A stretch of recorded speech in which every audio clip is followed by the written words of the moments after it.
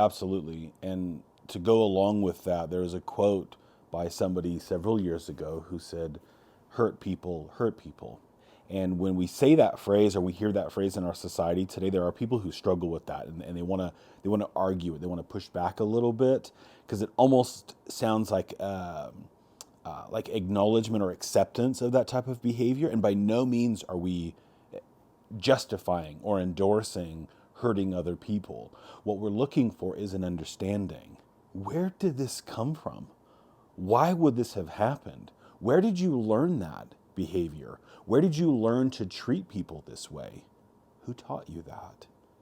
And so when we can have, again, not endorsing, but when we can have a sense of understanding and compassion and curiosity, where did this come from? We have a chance at getting to a solution.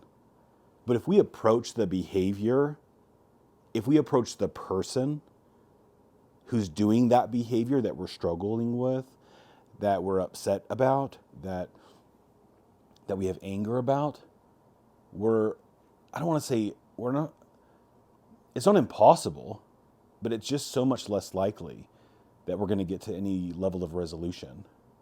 We've got to focus on the behavior. We can love the individual. We can have compassion for the individual as well. The behavior is the problem. And so, if we have that curiosity around where did this come from? What happened? Where did you learn this?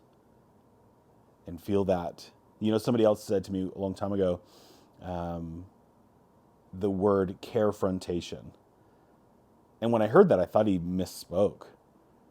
And I kind of was curious and asked, what is that? What do you mean? And he defined it as confronting with love, confronting with compassion, carefrontation.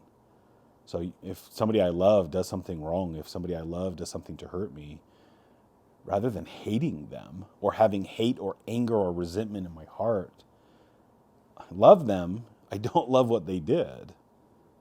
What they did is the problem. And let's reverse that too. If I blow it, if I mess up, that shame and that guilt that's already present because our conscience is saying, you messed up, you didn't do your best. We already know that. We're aware of that. And so if somebody comes to us with that anger, that judgment, that shame level just has a tendency of going up even higher. And so when I mess up, maybe it's a tall order, maybe it's an unrealistic ask. But when I mess up, if somebody comes to me and goes, man, what are we going to do about this? How are you going to fix this? How are you going to resolve this? Or I'm here for you. How are we going to handle this? It's not, you're a terrible person. You're the worst. Here's the issue. Let's do something about it. Let's fix it. Let's change. Let's learn. And so that's something that I try to present to people as well.